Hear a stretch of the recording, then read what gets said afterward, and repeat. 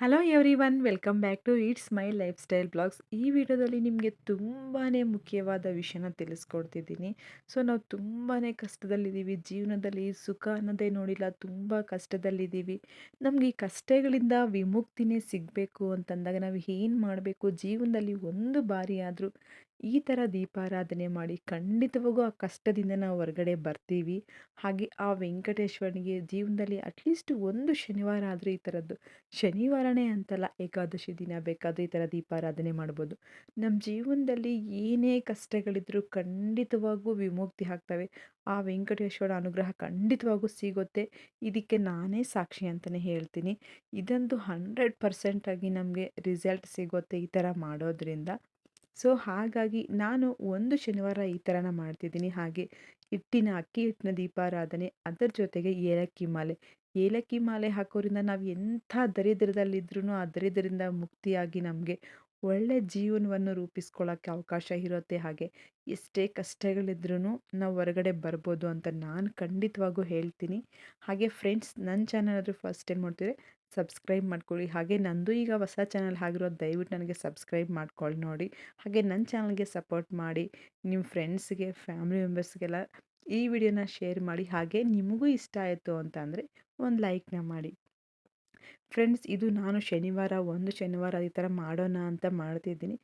ಈ ಥರ ನಾನು ಸುಮಾರು ಸಲ ಮಾಡಿದ್ದೀನಿ. ನನಗೆ ನಾನು ಕಷ್ಟದಲ್ಲಿದ್ದೀನಿ, ನನಗೆ ಏನೇ ಒಂದು ಸಮಸ್ಯೆದಲ್ಲಿದ್ದೀನಿ, ಆ ಸಮಸ್ಯೆಯಿಂದ ನಾನು ಹೊರಗಡೆ ಬರಬೇಕು ಅಂತ ಅಂದಾಗ ಈ ಥರ ಮನಸ್ಫೂರ್ತಿಯಾಗಿ ಭಕ್ತಿಯಿಂದ ಈ ಥರ ಮಾಡಬೇಕಾಗುತ್ತೆ.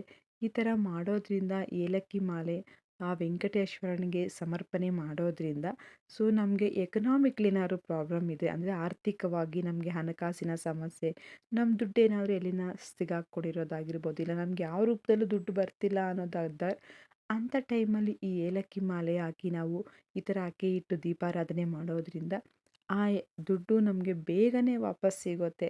ಇಲ್ಲ ಯಾವುದೋ ಒಂದು ನಮ್ಮದು ದುಡ್ಡೇನೋ ಮಿಸ್ ಆಗಿರ್ಬೋದು, ಅಥವಾ ಏನೇ ಒಂದು ಸೋರ್ಸಲ್ಲಿ ನಮಗೆ ದುಡ್ಡು ಬರೋದನ್ನು ಆಗಿರೋದು. ನಮಗೆ ಸ್ವಲ್ಪ ಎಕನಾಮಿಕ್ಲಿ ನಾವು ಇಂಪ್ರೂವ್ ಆಗೋದನ್ನೋದು ಖಂಡಿತವಾಗೂ ಆಗುತ್ತೆ.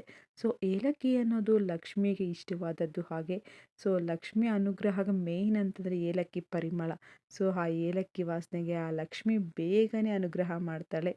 ಈ ಏಲಕ್ಕಿ ಮಾಲೆನ 21 ಏಲಕ್ಕಿ ಅಂದರೆ ಅದು ಯಾವುದೇ ರೀತಿ ಒಡೆದಿರೋದಂತಹ ಆ ಥರದ್ದು ಓಪನ್ ಆಗಿರೋ ಏಲಕ್ಕಿನ ತಗೋಬಾರ್ದು. ಚೆನ್ನಾಗಿರೋ ಅಂಥ 21 ಏಲಕ್ಕಿನ ತಗೊಂಡು ಒಂದು ಕಪ್ಪಲ್ಲಿ ಶುದ್ಧವಾದ ನೀರು ಅಂದರೆ ಫಿಲ್ಟರ್ ನೀರನ್ನ ತಗೊಂಡು ಅದಕ್ಕೆ ಸ್ವಲ್ಪ ಅರಿಶಿನ ಹಾಕ್ಬಿಟ್ಟು ಏಲಕ್ಕಿನ ಒಂದು 5ರಿಂದ 8 ನಿಮಿಷ ಅಥವಾ ನೆನೆಸಿಕ್ಕೋಬೇಕು. ಏಲಕ್ಕಿ ನಾವು ಆರ ಪೋಣಿಸ್ಬೇಕು ಅಂದರೆ ಸಾಫ್ಟಾಗಿರ್ಬೇಕಲ್ವ, ಅದಕ್ಕೆ ಒಂದು 8-10 ನಿಮಿಷ ನೆನೆಸಿ ಇಟ್ಕೊಂಡ್ಬಿಟ್ಟು, ಈಗ ಒಂದು ದಾರನ ತಗೊಂಡು ನಾವು ಹೂವು ಕಟ್ತೀವಲ್ಲ ಅದೇ ದಾರನ ಸೂಜಿಗೆ ಹಾಕ್ಕೊಂಡ್ಬಿಟ್ಟು ಅದಕ್ಕೆ ಅರಿಶಿನ ಮಾಡ್ಕೋಬೇಕು. ಅರಿಶಿನ ದಾರನ ಮಾಡ್ಕೊಂಡ್ಬಿಟ್ಟು ಆ ಏಲಕ್ಕಿನ ಒಂದೊಂದೇ ಪೋಣಿಸ್ಕೊಂಡು 21 ಏಲಕ್ಕಿ ಇರಬೇಕು.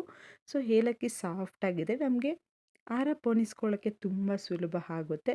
ಇವಾಗ ಅದನ್ನು ಸಹ ಈ 21 ಮಾಡ್ಕೋಬೋದು, ಅಥವಾ ಇನ್ನು 101 ಮಾಡ್ಕೋಬೋದು. ಏಲಕ್ಕಿ ಅನ್ನೋದು ನಾವು ಎಷ್ಟು ತಗೊತೀವಿ ಅನ್ನೋದು ನಮ್ಮ ಮೇಲೆ ಆಧಾರವಾಗಿರುತ್ತೆ. ನಾನಿಲ್ಲಿ 21 ಏಲಕ್ಕಿನ ತಗೊಂಡಿದ್ದೀನಿ. ಅದನ್ನು ಸಹ ಅಂದರೆ ಕೆಳಗಡೆ ಇಟ್ಕೊಂಡು ಯಾವುದೇ ಕಾರಣಕ್ಕೂ ಹಾರ ಪೋಣಿಸಬಾರ್ದು. ಹಾರ ಅದೆಲ್ಲ ಆದಮೇಲೆ ಒಂದು ಕಪ್ಪಲ್ಲಿ ಇಟ್ಕೊಂಡು ಸೈಡ್ ಇಟ್ಕೊಳ್ಳೋಣ. ಈಗ ಅಕ್ಕಿ ಹಿಟ್ಟಿನ ದೀಪಾರಾಧನೆ ಮಾಡ್ಕೊಳ್ಳಿಕ್ಕೆ ಅಕ್ಕಿ ಹಿಟ್ಟನ್ನ ತಗೊಂಡು ಕಪ್ಪಲ್ಲಿ ತಗೊಂಡ್ಬಿಟ್ಟು ಅದಕ್ಕೆ ಸ್ವಲ್ಪ ಬೆಲ್ಲದ ಪುಡಿ, ಹಾಗೆ ಅದರ ಜೊತೆಗೆ ಸ್ವಲ್ಪ ಶುದ್ಧವಾದ ತುಪ್ಪ, ಹಾಗೆ ಸ್ವಲ್ಪ ಏಲಕ್ಕಿ ಪುಡಿನ ಸೇರಿಸ್ಕೊಂಡ್ಬಿಟ್ಟು ಹಸಿ ಹಾಲನ್ನು ಹಾಕ್ಕೋಬೇಕು. ಹಸಿ ಹಾಲನ್ನು ಹಾಕ್ಕೊಂಡು ಚೆನ್ನಾಗಿ ಕಲಿಸ್ಕೊತ ಬರಬೇಕು.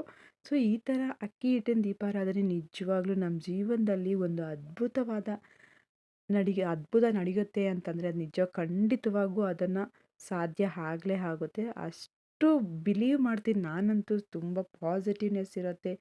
ತುಂಬಾ ನಾನು ಇಷ್ಟಪಟ್ಟು ಮಾಡ್ತೀನಿ ಈ ಥರ ದೀಪಾರಾಧನೆ ಮಾಡಬೇಕು ಅಂತಂದರೆ. ಆ ವೆಂಕಟೇಶ್ವರನಿಗೆ ತುಂಬ ಪ್ರಿಯವಾದದ್ದು ಏನಾದರೂ ಇದೆ ಅಂತಂದರೆ ಅದು ಅಕ್ಕಿ ಹಿಟ್ಟಿನ ದೀಪಾರಾಧನೆ. ಇವಾಗ ನಾವು ಸಪ್ತ ಶನಿವಾರ ವ್ರತ ಮಾಡಬೇಕಾದ್ರೆ ಅಕ್ಕಿ ಹಿಟ್ಟಿನ ದೀಪಾರಾಧನೆ ಯಾಕೆ ಮಾಡ್ತೀವಿ ಅಂತಂದರೆ, ನಾವು ಪ್ರತಿ ಶನಿವಾರನೂ ಒಂದು 7 ದೀಪ ಅಥವಾ 2 ದೀಪ ಈ ಥರ ಅಕ್ಕಿ ಹಿಟ್ಟಿನ ದೀಪಾರಾಧನೆ ಮಾಡೋದ್ರಿಂದ ಆ ದೇವರಿಗೆ ಅನುಗ್ರಹ ನಮಗೆ ಬೇಗನೆ ಸಿಗ್ಬಿಡುತ್ತೆ. ಹಾಗೆ ತುಂಬ ಭಕ್ತಿ ಶ್ರದ್ಧೆಯಿಂದ ಮಾಡಿದ್ರೆ ಆ ದೇವರಿಗೆ ನಾವೇ ಹತ್ತಿರ ಆಗ್ತೀವಿ. ಅಷ್ಟೊಂದು ಇದಾಗಿರುತ್ತೆ. ಆ ಅಕ್ಕಿ ಹಿಟ್ಟಿನ ದೀಪಾರಾಧನೆ ಅಂತೂ ನಿಜ ನನಗಂತೂ ತುಂಬಾ ಇಷ್ಟ. ಹಾಗೆ ತುಂಬ ಶ್ರೇಷ್ಠವಾದದ್ದು ದೀಪಗಳಲ್ಲಿ ಇದು. ಈ ಥರ ಮಾಡೋದ್ರಿಂದ ನಾವು ಎಷ್ಟೇ ಕಷ್ಟದಲ್ಲಿದ್ದೀವಿ, ನಾವು ತುಂಬ ಕಷ್ಟದಲ್ಲಿದ್ದೀವಿ, ನಮಗೆ ತುಂಬ ನೋವು ತಿಂತಿದ್ದೀವಿ ಕಷ್ಟಗಳಿಂದ ಅಂತಂದಾಗ, ಈ ಥರ ದೀಪಾರಾಧನೆ ಮಾಡಿ ಖಂಡಿತವಾಗೂ ನಿಮ್ಮ ಜೀವನದಲ್ಲಿ ಒಳ್ಳೆಯದಂತೂ ಆಗೇ ಆಗುತ್ತೆ. ಏನೇ ಅಂದರೆ ನಾವು ಮಾಡಿದ ತಕ್ಷಣನೇ ಯಾವುದೂ ಆಗಲ್ಲ.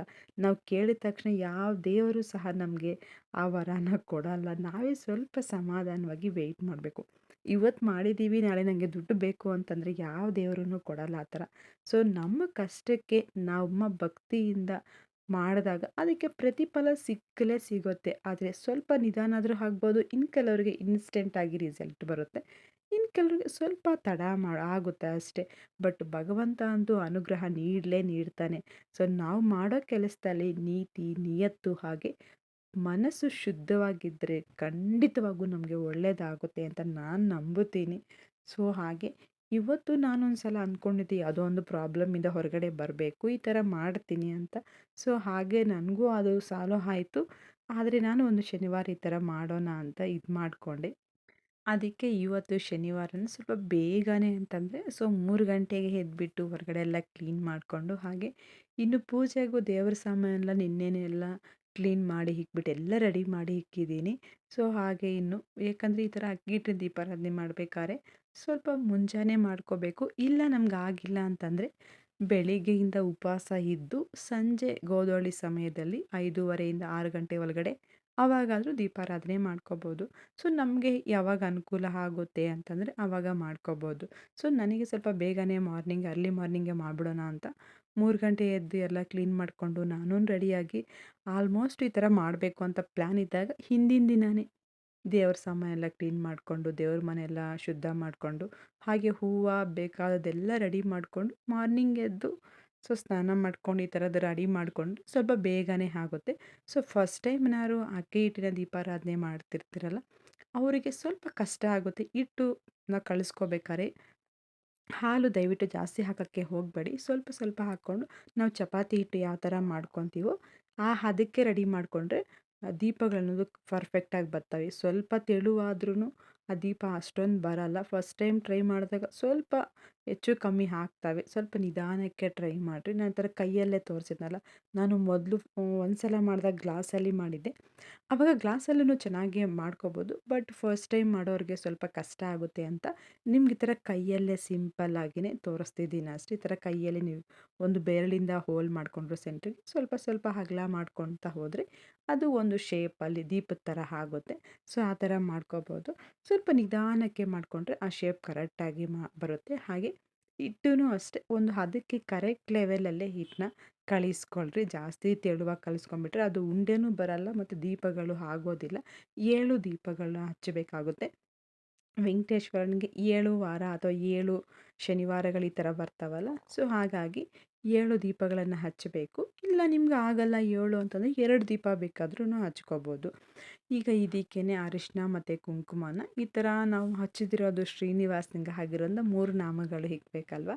ಹಾಗೆ ಅರಿಶಿನದಿಂದ 2 ನಾಮ ಇಕ್ಬಿಟ್ಟು ಸೆಂಟ್ರಲ್ಲಿ ಕುಂಕುಮದಿಂದ ನಾಮನ ಇಟ್ಕೊಂಡ್ಬಿಟ್ಟು 7 ದೀಪಗಳನ್ನು ಈ ಥರ ರೆಡಿ ಮಾಡ್ಕೊಂಡಿದ್ದೀನಿ. ಸೊ ಆಲ್ಮೋಸ್ಟ್ ಈಗ ಟೈಮ್ ಬಂದುಬಿಟ್ಟು 6:30 ಆಗಿದೆ.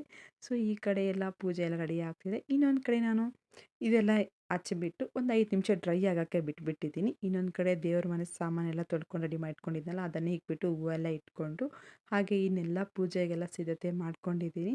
ಸೊ ಈ ಥರ ದೀಪಾರಾಧನೆಯನ್ನು ನಿಜವಾಗ್ಲೂ ಶ್ರದ್ಧೆಯಿಂದ ಮಾಡಿದರೆ ಖಂಡಿತವಾಗೂ ಫ್ರೆಂಡ್ಸ್ ರಿಸಲ್ಟ್ ಅಂತೂ ಸಿಗುತ್ತೆ.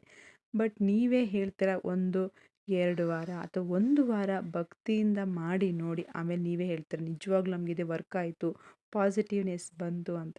ಹಾಗೆ ಇನ್ನು ಹಾಕಿ ನಾವು ದೇವರಿಗೆ ಏಲಕ್ಕಿ ಮಾಲೆನ ಪೋಣಿಸ್ಕೊಂಡಿದ್ದೀವಲ್ಲ, ಇದ್ರ ಏಲಕ್ಕಿ ಮಾಲೆನ ನೀವು ದೇವರಿಗೆ ಹಾಕಿಬಿಟ್ಟು ಮಾರನೇ ದಿನ ಅದನ್ನು ತೆಗೆದುಬಿಟ್ಟು ಅದನ್ನು ನಿಮ್ಮದು ದೇವ್ರ ಮೂಲೆಯಲ್ಲಾದರೂ ಇಟ್ಕೋಬೋದು, ಇಲ್ಲ ಬೀರುದಲ್ಲಾದರೂ ಇಟ್ಕೋಬೋದು. ನಿಮ್ಮ ಹಣ ಎಲ್ಲಿ ನೀವು ಸ್ಟೋರೇಜ್ ಮಾಡ್ಕೊತೀರ, ಹಣ ಎಲ್ಲಿ ಇಟ್ಕೊತೀರ ಅಂಥ ಕಡೆ ಇಕ್ಕೋಬೋದು. ಇಲ್ಲ ಕುಬೇರ ಮೂಲೆಯಲ್ಲಿ ಒಂದು ರೆಡ್ ಬಟ್ಟೆಯಲ್ಲಿ ಕಟ್ಟಿಬಿಟ್ಟು ಇಲ್ಲ ಒಂದು ಕುಬೇರ ಮೂಲೆಗಾದರೂ ಇಕ್ಕೋಬೋದು. ಅದನ್ನು ಬೇಕಾದ್ರೆ ಎಲ್ಲಿ ಹಣದ ಆಕರ್ಷಣೆ ಹೆಚ್ಚಾಗಿರುತ್ತೆ, ನೀವು ಎಲ್ಲಿ ಹಣನ ಇಡ್ತೀರ ಅಂಥ ಕಡೆ ಇಟ್ಕೊಂಡ್ರೆ ಹಣದ ಆಕರ್ಷಣೆ ಹೆಚ್ಚಾಗುತ್ತೆ.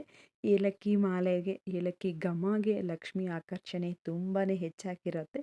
ಸೊ ಆದಷ್ಟು ಅದನ್ನು ಬೇಕಿದ್ರೆ ನೀವು ನೀವೇನಾದ್ರು ಪಾಕೆಟಲ್ಲಿ ಜಾಸ್ತಿ ಸ್ಟೋರೇಜ್ ಮಾಡ್ಕೊತಿದ್ರೆ ಪಾಕೆಟಲ್ಲಿ ಬೇಕಾದ್ರೆ ಏಲಕ್ಕಿ ಮಾಲೆನ ಹಾಗೆ ಇಟ್ಕೋಬೋದು. ಇಲ್ಲ ಅಂತಂದರೆ ನಾವು ಆ ಥರ ಬೇಡ ಅಂತಂದರೆ ಒಂದು 21 ದಿನ ಆದಮೇಲೆ ಅದನ್ನು ನೀವು ಅಡುಗೆಗಳಲ್ಲಿ ಅಂದರೆ ಸ್ವೀಟಿಗೆ ಮಾತ್ರ ಬಳಸಬೇಕು. ಏನಾದ್ರು ದೇವರ ನೈವೇದ್ಯಕ್ಕೆ ಏನಾದ್ರು ಮಾಡ್ತಿರ್ತೀರಲ್ಲ ಅಂಥ ಟೈಮಲ್ಲಿ ದೇವರ ನೈವೇದ್ಯಕ್ಕೆ ಹಾಕಿಬಿಟ್ಟು ಬೇಕಾದ್ರೂ ಅದನ್ನು ಸಹ ಸೇವನೆ ಮಾಡ್ಬೋದು.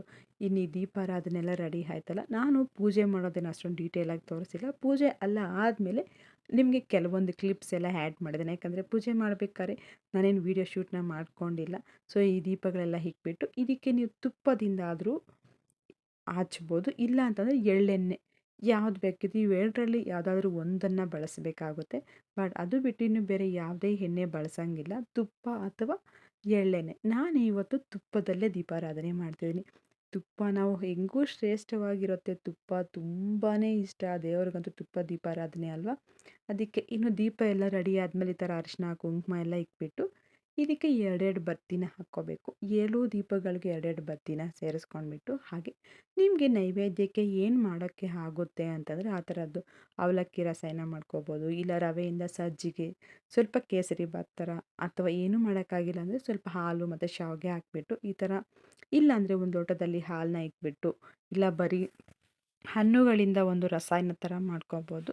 ಈ ಥರದ್ದು ಏನಾದರೂ ಒಂದು ನೈವೇದ್ಯ ಮಾಡಿಬಿಟ್ಟು ದೇವ್ರ ಹತ್ರ ಹಣ್ಣುಗಳಿಕ್ಬಿಟ್ಟು ಪೂಜೆನ ಮುಗಿಸ್ಕೋಬೇಕು. ಮೊದಲಿಗೆ ಮನೆ ದೇವರನ್ನ ನೆನಪಿಸ್ಕೊಂಡು, ಸೊ ನಮಗೆ ವೆಂಕಟರಮಣ ಸ್ವಾಮಿನೇ ಆಗಿರೋದ್ರಿಂದ ವೆಂಕಟೇಶ್ವರನೇ ನೆನಪಿಸ್ಕೊಂಡು ನಾವು ದೀಪಾರಾಧನೆ ಮಾಡ್ತೀವಿ. ನಿಮಗೆ ಯಾವುದೇ ದೇವರಾಗಿದ್ದರೂ ಮೊದಲಿಗೆ ಮನೆ ದೇವರನ್ನ ಸ್ಮರಣೆ ಮಾಡಿಕೊಂಡು ದೀಪ ಹಚ್ಚಿಬಿಟ್ಟು, ನಾರ್ಮಲ್ ನಾವು 2 ದೀಪ ಹಚ್ತೀವಲ್ಲ ಆ ದೀಪಗಳನ್ನು ಮೊದಲನೇ ಹಚ್ಚಿಬಿಟ್ಟು, ಆಮೇಲೆ ಈ 7 ದೀಪಗಳನ್ನು ಕೆಳಗಡೆ ಒಂದು ವೀಳ್ಯದೆಲೆ ಹಾಕಿಬಿಟ್ಟು ಅದ್ರ ಮೇಲೆ ಈ ದೀಪ ಇಕ್ಕಿ ತುಪ್ಪ ಅಥವಾ ಎಳ್ಳೆಣ್ಣೆನ ಹಾಕಿಬಿಟ್ಟು ಈ ದೀಪಾರಾಧನೆಯನ್ನು ಮಾಡಿ. ದೀಪಾರಾಧನೆ ಮಾಡಬೇಕಾದ್ರೆ ಒಂದು ಊದ್ಬತ್ತಿಯಿಂದ ದೀಪಾರಾಧನೆ ಮಾಡಿ, ಇಲ್ಲ 2 ಬತ್ತಿಗಳನ್ನು ಮೊದಲೇ ಹಚ್ಕೊಂಡು ದೀಪಾರಾಧನೆ ಮಾಡಿ. ಆ ರೀತಿ ಮಾಡಬೇಕು. ಯಾವುದೇ ಕಾರಣಕ್ಕೂ ಬೆಂಕಿ ಕಡ್ಡಿಯಿಂದ ದೀಪಾರಾಧನೆ ಅಂತೂ ಮಾಡೋಕ್ಕೆ ಹೋಗಬೇಡಿ. ಸೊ ನಾನಿವಾಗ ಪೂಜೆ ಎಲ್ಲ ಆದಮೇಲೆ ಒಂದು ವೀಡಿಯೋ ಕ್ಲಿಪ್ನ ಆ್ಯಡ್ ಮಾಡ್ತಿದ್ದೀನಿ. ನೀವು ನೋಡಿರಿ ನಾನು ಯಾವ ರೀತಿ ಹಚ್ಚಿದ್ದೀನಿ ಅಂತ. ತುಪ್ಪ ಹಾಕಿಬಿಟ್ಟು ದೀಪಾರಾಧನೆ ಹಚ್ಚಿದ್ದೀನಿ. ನಿಜ ಈ ಥರ ಹಚ್ಚಿದ್ರೆ ಇದನ್ನು ನೋಡೋಕ್ಕೆ ಒಂಥರ ಖುಷಿ, ಮನೆಯಲ್ಲಿ ಒಳ್ಳೆ ಪಾಸಿಟಿವ್ನೆಸ್ ಇರುತ್ತೆ. ಈ ಥರ ಅರ್ಲಿ ಮಾರ್ನಿಂಗೆ ಒಂದು 5:30 6 ಗಂಟೆಗೆ ಈ ಥರ ಪೂಜೆ ಆದರೆ ಅಂತೂ ಸೊ ಈ ಥರ ನೋಡೋದೇ ಒಂಥರ ಚೆಂದ, ಎಷ್ಟು ಚೆನ್ನಾಗಿರುತ್ತೆ ಗೊತ್ತಾ. ಹಾಗೆ ನಾನಿಲ್ಲಿ ದೀಪಾರಾಧನೆ ಹಚ್ಚಬೇಕಾದ್ರೆ ಗ್ರೀನ್ ಮ್ಯಾಟ್ನ ತೆಗೆದುಬಿಟ್ಟಿದ್ದೀನಿ ದೇವ್ರ ಮನೆಗೆ. ಯಾಕಂದರೆ ಗ್ರೀನ್ ಮ್ಯಾಟ್ ಹಾಕಿದರೆ ಅದೆಲ್ಲ ಎಣ್ಣೆ ಎಲ್ಲ ಅಕಸ್ಮಾತ್ ಏನಾದ್ರು ಸೋರಿದ್ರೂ ಅದೆಲ್ಲ ಮ್ಯಾಟೆಲ್ಲ ಇದಾಗುತ್ತೆ ಅಂತ. ಸೊ ಹಾಗಾಗಿ ಗ್ರೀನ್ ಮ್ಯಾಟ್ ತೆಗೆದುಬಿಟ್ಟು ನಾರ್ಮಲಾಗಿ ಹಚ್ಚಿದ್ದೀನಿ. ನೋಡ್ತಿರ್ಬೋದು ಏಲಕ್ಕಿ ಮಾಲೆ ಇಲ್ಲಿ ಹಾಕಿದ್ದೀನಿ. ಏಲಕ್ಕಿ ಮಾಲೆಗೆ ಅರಿಶಿನ ಮತ್ತು ಕುಂಕುಮನ ಹಚ್ಚಿರಿ. ಅದಕ್ಕೂ ಸಹ ಹಾಗೆ ಎಲ್ಲ ಪೂಜೆ ಎಲ್ಲ ಮುಗಿಸ್ಕೊಂಡು ಏನಾದ್ರು ಒಂದು ಸಂಕಲ್ಪ ಮಾಡ್ಕೊಂಡ್ರಿ. ಸೊ ನೀವು ಯಾವ ಕಾರಣಕ್ಕಾಗಿ ಈ ಕಿಟ್ನ ದೀಪಾರಾಧನೆ ಮಾಡ್ತಿದ್ದೀರಾ ಅಂತ ಸಂಕಲ್ಪನ ಮಾಡಿಕೊಂಡು ಹಾಗೆ ನೈವೇದ್ಯವನ್ನು ಸಮರ್ಪಣೆ ಮಾಡಿಬಿಟ್ಟು ಕಾಯಿ ಹೊಡೆದ್ಬಿಟ್ಟು ಪೂಜೆಯನ್ನು ಮಾಡ್ಕೊಳ್ಳಿ. ತುಂಬಾ ಒಳ್ಳೆ ಪಾಸಿಟಿವ್ ರಿಸಲ್ಟ್ ಕೊಡುತ್ತೆ ಅಂತಲೇ ಹೇಳ್ಬೋದು. ಸೊ ಈ ಥರ ದೀಪಾರಾಧನೆ 1 ವಾರ 3 ವಾರ ಅಥವಾ 5 ವಾರ 7 ವಾರ ನಿಮಗೆ ಎಷ್ಟು ಸಾಧ್ಯವಾಗುತ್ತೋ ಅಷ್ಟು ಸಾಧ್ಯ. ಇಲ್ಲ ಒಂದೇ ವಾರನೂ ಬೇಕಿದ್ದರೆ ಹಚ್ಬೋದು. ಸೊ ಆದರೆ ನಾವು ಏನೇ ಮಾಡಿದ್ರು ಮನಸ್ಫೂರ್ತಿಯಾಗಿ ಭಕ್ತಿ ಶ್ರದ್ಧೆಯಿಂದ ದೇವರ ಮೇಲೆ ನಂಬಿಕೆ ಇಟ್ಟು ಮಾಡಿದ್ರೆ ಖಂಡಿತವಾಗೂ ಅದು ಸಾಧ್ಯವಾಗುತ್ತೆ. ಇಷ್ಟೊಂದು ನಾವು ಮಾಡೋದು ಅದು ಶ್ರದ್ಧೆಯಿಂದ ಮಾಡಬೇಕು ಅಷ್ಟೇ. ಈ ಥರದ್ದು ಇಷ್ಟೇ. ಸೊ ಈ ಥರದ್ದು ನೀವು ಒಂದು ಶನಿವಾರ ಮಾಡಿರಿ. ಸೊ ನಿಮಗೇನಾದ್ರು ಯೂಸ್ಫುಲ್ ಆಯಿತು ಈ ವಿಡಿಯೋ ಅಂತಂದರೆ ಒಂದು ಲೈಕ್ನ ಮಾಡಿ. ಹಾಗೆ ನಿಮ್ಮ ಫ್ರೆಂಡ್ಸ್ಗೆ, ಫ್ಯಾಮಿಲಿ ಮೆಂಬರ್ಸ್ಗೆಲ್ಲ ಶೇರ್ ಮಾಡಿ. ಫ್ರೆಂಡ್ಸ್ ದಯವಿಟ್ಟು ನನ್ನ ವಿಡಿಯೋನ ಸಬ್ಸ್ಕ್ರೈಬ್ ಮಾಡ್ಕೊಳ್ಳಿ. ನನ್ನ ಚಾನಲ್ಗೆ ಸಪೋರ್ಟ್ ಮಾಡಿರಿ. ನಾನು ಇವಾಗಿನ್ನು ಸ್ಟಾರ್ಟಿಂಗ್ ಚಾನಲ್ ಆಗಿರೋದನ್ನ ನಿಮಗಿನ್ನು ಯಾವ ಥರ ವೀಡಿಯೋಸ್ ಬೇಕು, ಇನ್ನು ಯಾವ ಥರ ರೆಸಿಪೀಸ್ ವೀಡಿಯೋಸ್ ಆಗಿರ್ಬೋದು, ಈ ಥರದ್ದೆಲ್ಲ ಡಿವೋಷ್ನಲ್ ವೀಡಿಯೋಸ್ ಆಗಿರ್ಬೋದು, ಯಾವ ಥರ ಬೇಕು ಅಂತ ಕಮೆಂಟ್ನ ಮಾಡಿ. ನಾನು ಆ ಥರದ್ದು ವೀಡಿಯೋಸ್ನ ಮಾಡ್ತಿರ್ತೀನಿ. ಹಾಗೆ ಫ್ರೆಂಡ್ಸ್ ನಿಮಗೇನಾದ್ರು ಈ ವಿಡಿಯೋ ಇಷ್ಟ ಆಗಿದ್ದರೆ ನೀವು ಫ್ರೆಂಡ್ಸು ಸಹ ಶೇರ್ ಮಾಡಿ. ಅವರು ಸಹ ಅವ್ರಿಗೂ ಹೆಲ್ಪ್ ಆಗಲಿ, ಬೇರೆಯವರು ನಮ್ಮ ವೀಡಿಯೋಸ್ನ ನೋಡಲಿ. ಅವ್ರ ಸಪೋರ್ಟ್ ಅಂತೂ ನಮಗೆ ತುಂಬಾ ಬೇಕಾಗಿದೆ ಅಂತ ನಾನು ಕೇಳ್ಕೊತೀನಿ. ದಯವಿಟ್ಟು ವಿಡಿಯೋನ ಸಬ್ಸ್ಕ್ರೈಬ್ ಮಾಡ್ಕೊಳ್ಳಿ. ಇಷ್ಟ ಆಗಿದರೆ ಒಂದು ಲೈಕ್ನ ಮಾಡಿ. Thank you for watching.